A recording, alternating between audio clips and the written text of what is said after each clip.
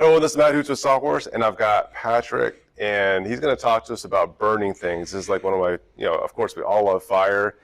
He's actually turned a passion or hobby into a business. Yep. You've always burned things as kids in the backyard, and now like people are actually paying you to burn their houses down, or not really burn their houses down. So what do we have here? This is called what, Taekwondo? It's called Shou Sugi Ban. Oh, okay. And it is an ancient Japanese way to preserve wood. And the great thing about the Shou Sugi Ban is once you burn the wood, it brings out all the chemicals that are in the wood that the bugs love. Yeah. So it becomes weatherproof and insect proof because the brain, it's kind of like the way I describe it is when you get like a nice hot shave. Yeah, yeah. Put the hot towels on, you open your pores, and then you put the cold towel on it, makes the pores close real quickly. So you mentioned this has been around for hundreds of years, Yep. invented in Japan. Now, was this an accident? Because I know like soap was an accident, Right.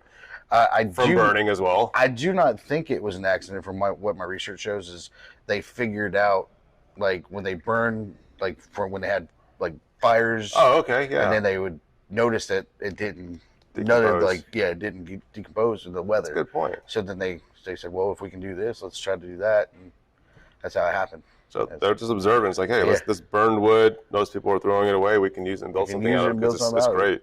Now, this is the look of it, so you don't have to come back and paint it. You don't have to do anything. You can just leave it like this. Leave it like that. You mentioned a clear coat, but you don't necessarily have to do that if you don't want to. Yeah, you don't have to. The great thing is if you don't do clear coat, what will happen is the alligator skin will come off, but the wood will stay black. Got it.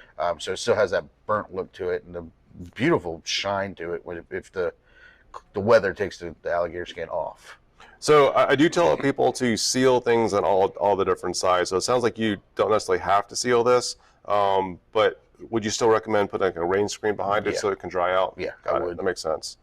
Yeah, that way it just doesn't warp over time. Right, so. yeah. But I had a small piece that actually burned, and I left it out on my driveway for a month and a half for research purposes, and that piece is still brand new. Yeah, and we're in Georgia, so there's a lot of water here. So you have a lot of water, a lot of heat, a lot of everything, humidity, and all that good stuff. So you also mentioned that you can also scrape the charring off, and this was like a wire brush, or what did you use? Yes, it was a wire brush that I used on that one. And the cool thing about the wire brush is it gives you that nice texture. Yeah. That you can feel here. I do have a machine now to where I can actually take the alligator skin off or the char off, but it still leaves the grain raised and black. With a wire brush, you're kind of limited. It's literally you're just taking everything off. Yeah, that is true. But I mean, not only it has a nice texture to it, but also has the contrast between the medium and the dark. So it's not all charred. Although that is kind of neat looking. That, like you said, the alligator.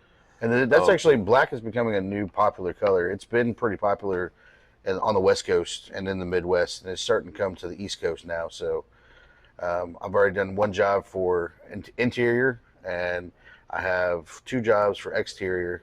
Got it. And then I did one not too long ago for another company, and it was just an accent wall. Oh, cool. And they're going to put their TV, like inset into their TV. Oh, that looked nice. So once I get pictures of that, I'll make sure I send them to you. I appreciate it. Well, thanks for your time. Absolutely. Thank you. And we look forward to doing some of those experiments where we're like taking your fire and trying to burn some other things. More than welcome to come and burn stuff with us. All right, sounds good. All right. Thanks, guys. And check out his website. We've got that in the link below, and we'll also show you some of the images, some of the close-ups. And we are going to go to his shop, and we're going to conduct some other experiments on other things that are fire-resistant, rock wool, some of the centered stone, because they all claim that it can't be burned. And we're going to take it to the test and also use an infrared camera on it. So look out for those videos in the near future. See you guys next time.